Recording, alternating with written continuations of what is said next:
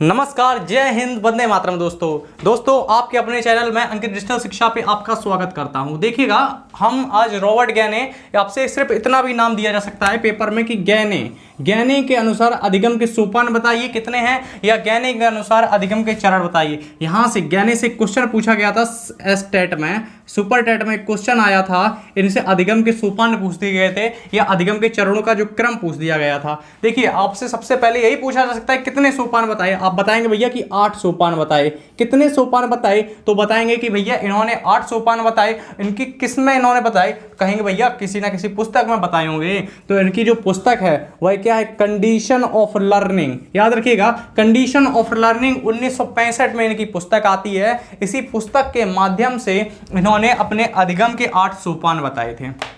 अधिगम के 8 सोपान बताए थे इन्होंने। यह चिंतन के अनुसार ही बढ़ता क्रम बढ़ाया था।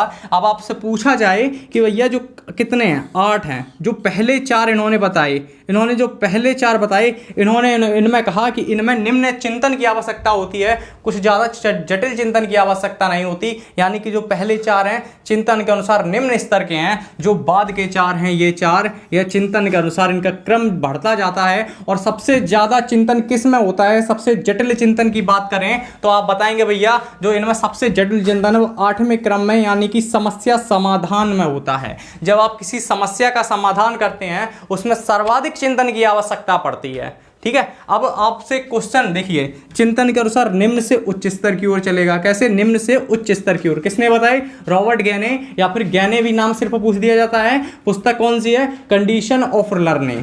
याद रखिएगा, पुस्तक होती है कंडीशन ऑफ लर्निंग। 1965 के माध्यम से इन्होंने अधिगम के 8 सोपान बताए हैं। अब 8 के ऊपर हम चर्चा करते हैं। सबसे पहले इन्होंने बताया था, देखिएगा आप देख सकते हैं, जैसा कि पहला इन्होंने नंबर 1 पे बताया क्या, संकेत अधिगम। जब इन्होंने संकेत अधिगम बताया, इसमें कहा कि यह वह सबसे निम्न स्तर है, चिंतन का सबसे निम्न स्तर होता है। इसमें जब बालक सोचता है या किसी कार्य को करता है उसे ज़्यादा चिंतन की आवश्यकता नहीं पड़ती है। इस प्रकार के अधिगम में जब आप संकेत के माध्यम से अधिगम करते हैं अधिगम की आवश्यकता, यानी कि ज़्यादा चिंतन की आवश्यकता नहीं पड़ती। उदाहरण के माध्यम से देखिएगा किस प्रकार, जैसे ये कोई रास्ता है, यहाँ पे रेड लाइट, ग्रीन लाइट और लाइट लगी हैं। आप जा रहे हैं, यहाँ पे अचानक से रेड लाइट जलती है, आप रुक जाते हैं। अब भैया किसी ने बोल के तो नहीं बताया, वहाँ पे रेड लाइट का, लाल बत्ती का रेड लाइट का संकेत ही तो हुआ, आप रुक गए। आपने कुछ सोचा, बेचारा रुकें ना रुकें, ये वो कुछ ज़्यादा सोचा नहीं, वहाँ से संकेत दिया, आप रुक गए।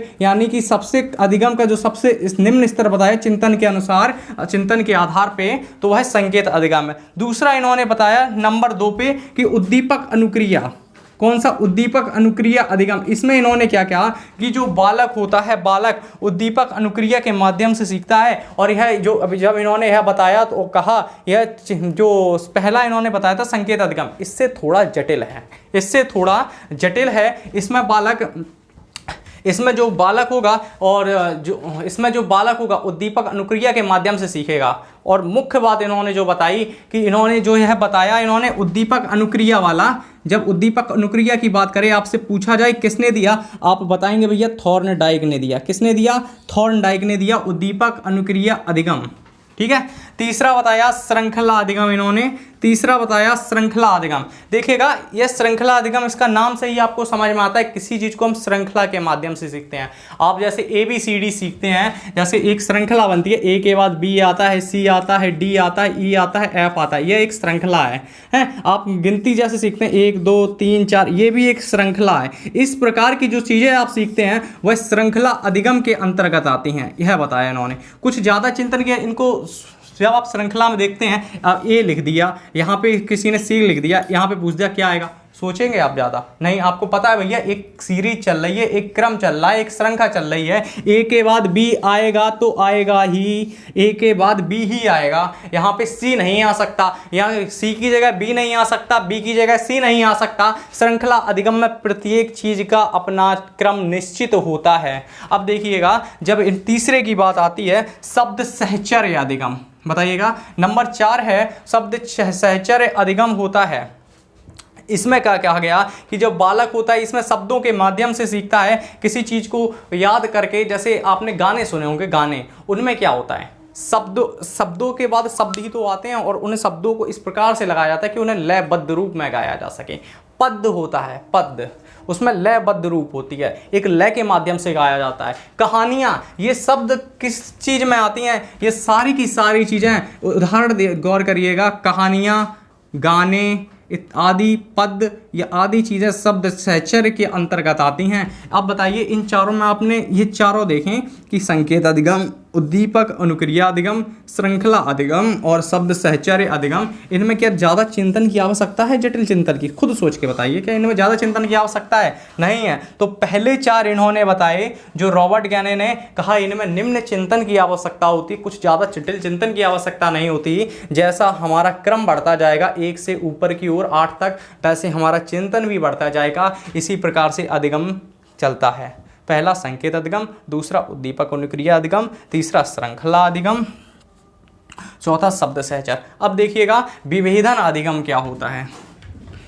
अब देखिएगा जब आपसे पूछा जाए जहाँ पे जटिल चिंतन आरंभ होता है उसका पहला पद क्या है, आप बताएंगे भैया जो पहला है विभेदन अधिगम होता है। अब विभेदन अधिगम कैसे? आपके सामने दो चीज़ें रखी, एक ही है, दोनों ही आपको पसंद है, दोनों में अंतर करके आपको एक चीज़ बहुत अच्छी पसंद करनी है।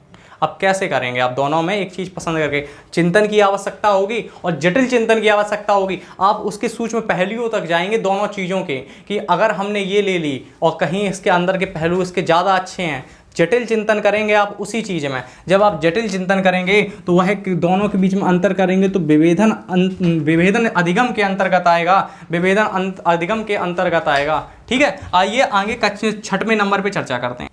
देखिएगा अब जो छठवां हम आपसे बात कर रहे हैं, छठवें में क्या बताया, ये देखिए दूसरा क्रम है जटिल चिंतन के आधार पे। पहला ये है, दूसरा ये। जब दूसरे की बात करते हैं तो आप बताएंगे संप्रत्यय अधिगम है। क्रम बाकायदा याद रखिएगा, क्रम सुपर टेट में पूछा जा चुका है पिछले साल में, और यूपी टेट में क्वेश्चन भी इनसे पूछे जा चुके हैं, रीट में भी पूछे जाते हैं इनसे क्वेश्चन, सी टेट में भी क्वेश्चन पूछे जाते हैं। इसलिए ये चीज़ें याद जरूर करिएगा। अगर क्लास पसंद आ रही हो तो चैनल को एक बार सब्सक्राइब जरूर करें। ठीक है, बेल आइकन भी दबाएं। ठीक है, बेल आइकन भी दबाएं और शेयर भी करें। देखिए हम थे छठवें पे संप्रत्यय अधिगम। अब जटिलता के क्रम के आधार पे बात करें तो भैया जटिलता का जो क्रम है वो 5वें से शुरू होता है, छठवें पे आ रहा है, तो दूसरा क्रम होगा जटिलता के आधार पे। कौन है? संप्रत्यय अधिगम। जब यह उद्दीपक के सामान्य गुण के आधार पर दोनों चीज़ों में से किसी विशेष चीज़ का अर्थ निकाला जाए। उद्दीपक का जो सामान्य गुण होता है, आपके सामने कोई उद्दीपक है और दो उद्दीपक है, उनमें से किसी एक का अर्थ निकालना हो सामान्य रूप से, तो वह संप्रत्यय अधिगम के अंतर्गत आएगा, और ज़्यादा कुछ है नहीं है इसमें। नियम अधिगम क्या होता है? देखिएगा नियम अधिगम आपने सुना होगा विज्ञान, जब आप विज्ञान की बात करते हैं, जब आप गणित की बात करते हैं, किसकी? गणित की। जब आप विज्ञान की बात करते हैं, जब आप गणित की बात करते हैं, तो यह एक निश्चित सिद्धांत के ऊपर ये चीज़ें आधारित होती हैं। जब कोई विषय वस्तु हमारे निश्चित सिद्धांतों के ऊपर आधारित हो, एक नियम के दायरे में रहकर चले कि 2 × 2, गणित में क्या होता है 2 × 2 = 4, ये नहीं होगा। ये एक नियम ही तो है कि a² + b² + 2ab, ये किसका है? आप बताएंगे भैया a + b का होल स्क्वायर है। ये एक नियम ही तो है, नियम है। अब ये नहीं होगा कि 2 2 8 हो जाए, 2 × 2 8 हो जाए, ये नहीं हो ही नहीं सकता। ये एक नियम है, ये सिद्धांत है। जब सिद्धांत बनाए होंगे तो उसके बाद ही तो नियम आए हैं। तो नियम के दायरे में, जब नियम सिद्धांत यही कहता है, जब कोई विषय वस्तु हमारे नियम पे आधारित होती है, वह नियम सिद्धांत के अधिगम के अंतर्गत आती है। और इसमें उदाहरण होता है विज्ञान का, होता है गणित का, होता है और इत्यादि प्रकार के आदि नाना प्रकार के उदाहरण हैं। अब देखिएगा सबसे महत्वपूर्ण, इसमें सबसे महत्वपूर्ण बार बार पूछा जाता है, इसका दायरा सिर्फ और सिर्फ रॉबर्ट गैने तक ही सीमित नहीं है, यह हर जगह पहुंच जाता है। समस्या समाधान की बात करें तो समस्या समाधान वह चीज़ है जो सबसे कठिन होता है चिंतन में, सबसे कठिन होता है, सबसे कठिन, सबसे उच्च स्तर का चिंतन इसमें चाहिए होता है। क्योंकि हम जब किसी समस्या का समाधान करते हैं तो उस समस्या के विषय में सबसे पहले जानकारी देते हैं। जब जानकारी की बात करते हैं तो उस समस्या के विषय में हमें विषय वस्तु तो पता लगानी होती है, भैया किस प्रकार की समस्या है। पता पड़े आपको समस्या है, आपको जुकाम की समस्या है और हम आपको पेट दर्द की दवाई दे दें, हमने पता नहीं है ना, क्योंकि इसीलिए किसी समस्या का हमें पता तो होना चाहिए, इसीलिए डॉक्टर आपकी पहले समस्या का पता करता है, उसके बाद उस समस्या का समाधान करता है। यानी कि किसी समस्या को समाधान करने के लिए हमें समस्या की जानकारी होनी सबसे पहले, उसके बाद हम उस समस्या का समाधान करेंगे। इस याद रखिएगा, चिंतन का सबसे उच्च स्तर होता है अधिगम में रॉबर्ट ज्ञानी के अनुसार सबसे उच्च स्तर का चिंतन चाहिए होता है। इसमें क्रम याद रखिएगा, पहले पे संकेत अधिगम आएगा, दूसरे पे उद्दीपक आएगा, तीसरे पे श्रृंखला आएगी, चौथे पे शब्द सहचर, ये चारों में निम्न स्तर का। उसके बाद विभेदन करेंगे हम, फिर विभेदन के बाद संप्रत्यय करेंगे, नियम पढ़ेंगे, फिर समस्या का हम समाधान कर देंगे। जब भैया हम समस्या का समाधान कर देंगे, ठीक है, हमारा चिंतन खत्म हो जाएगा। देखिएगा, अगर आपको क्लास पसंद आई हो तो चैनल को एक बार सब्सक्राइब जरूर करें, वीडियो को लाइक करें और शेयर करें, और डिस्क्रिप्शन हमारे चैनल टेलीग्राम चैनल की लिंक दी गई है, जाके ज्वाइन करें। जय हिंद।